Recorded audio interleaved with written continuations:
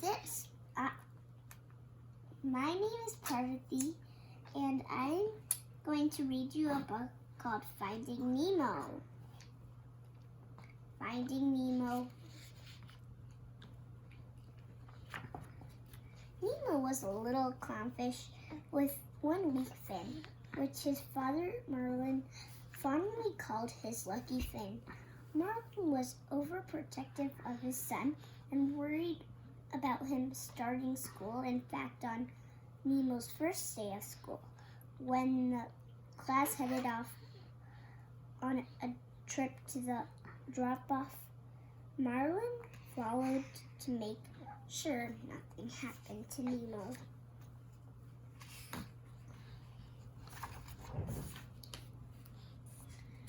At the drop-off, Nemo sneaked away with his new friends. One, they dared Nemo to swim out to a boat anchored overhead. Nemo hesitated. Then Merlin arrived and scolded him. Nemo, embarrassed in front of his friends, and defiantly swam to the boat when his dad wasn't looking. Suddenly, he was caught in a net by a diver and was taken away in the boat. Dun, dun, dun. Merlin raced after the boat, but it was too fast. He swam into a busy fish stream and asked if anyone had seen a boat, but no one would stop to help him. Finally, he bumped into a friendly fish named Dory, who had a short-term memory problem. She said she'd help him find his son, but forgot who Merlin was right away. Then, just as Merlin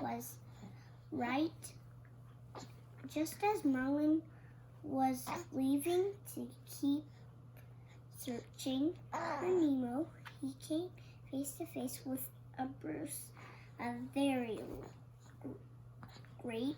large great white shark. Oh no.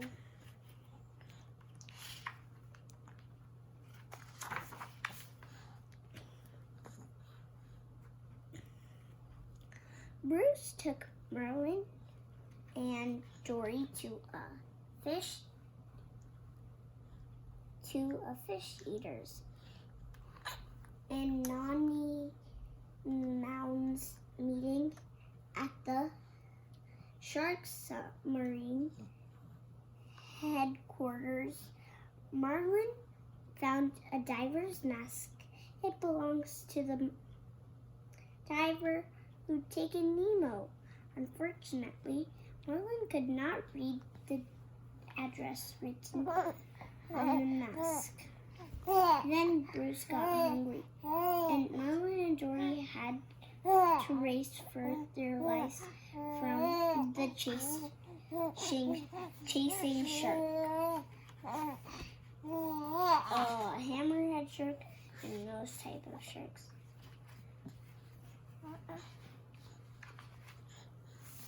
Meanwhile, far away in Sydney, the diver had put Nemo in a fish tank in his dental office.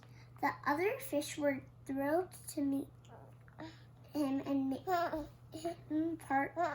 made him part of the tank gang,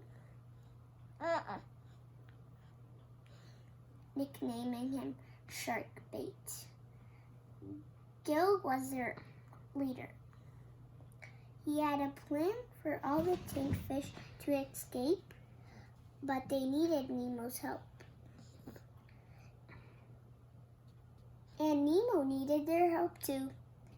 The dentist was planning on giving Nemo to fish to The dentist was planning on giving Nemo to his niece, Darla.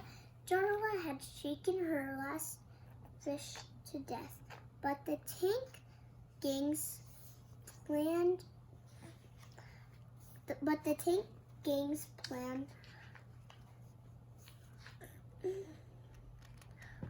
to break the tank's filter failed, and poor Nemo's life had been put in danger.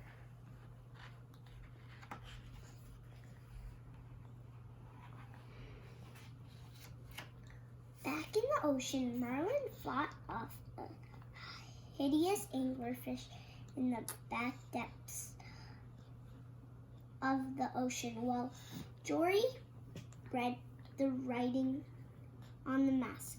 It said, P. Sherman, 42 Wallaby Way, Sydney. Some moonfish told them to follow the East Australian current to get there.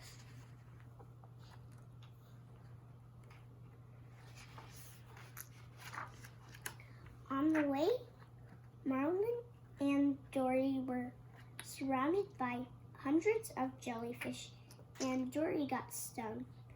Marlin heroically pulled her to safety, but not without getting stung himself.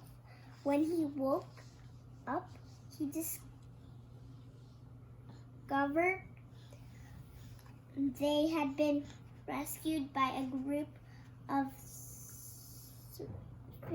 surfing turtles. The turtles listened to Martin's amazing story and sent the message from turtle to fish to dolphin to seabird to a pelican named Miguel in Sydney Harbor, who was friends with the tank gang and knew Nemo.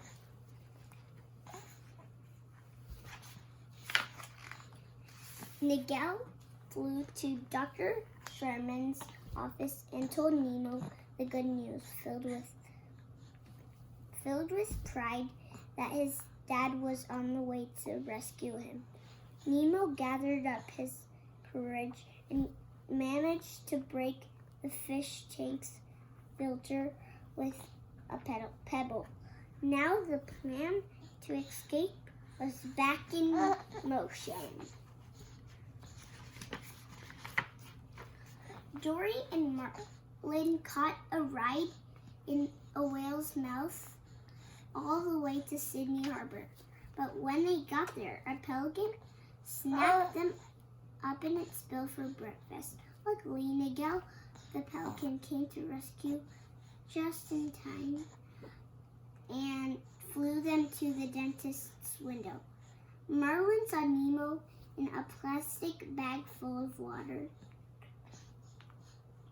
Belly up. Poor Marlin didn't realize Nemo was only pretending as part of his escape plan.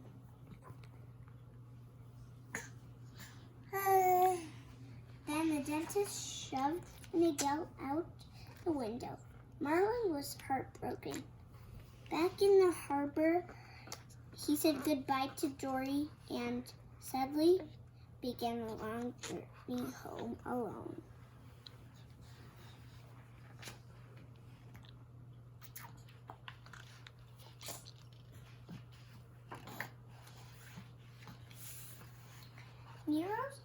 Nemo's escape plan was not going according to his plan. His bag sprung a leak, and the dentist's niece had shaken him out onto the dental tray. The tank gang came to the rescue.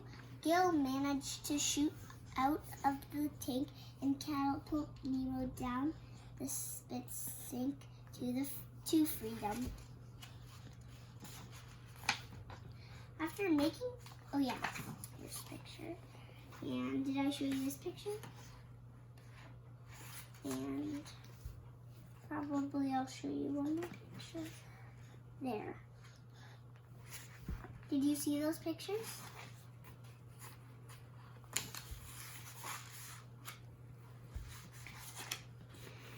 After making his way through the rapids at the water treatment plants, Nemo splashed into the ocean and met up with Dory. When she finally realized who he was, Dory helped Nemo find Marlin, who had swam into the fishing grounds. Marlin was delighted to see his son, but the celebration was short, as Dory got caught in a giant fishing net. Convincing his father that he knew what to do, Nemo bravely swam inside the net and encouraged all the fish to swim down and break the net. The plan worked.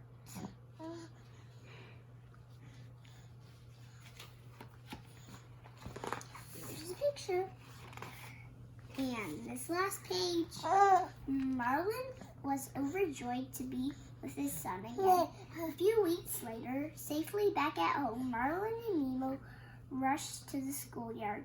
Marlin knew at last that his son could look after himself, but before Nemo swam off with his class, he came back to give Marlin a big hug. "Love you, Dad," said Nemo. "I love you too, son," said Marlin. The end.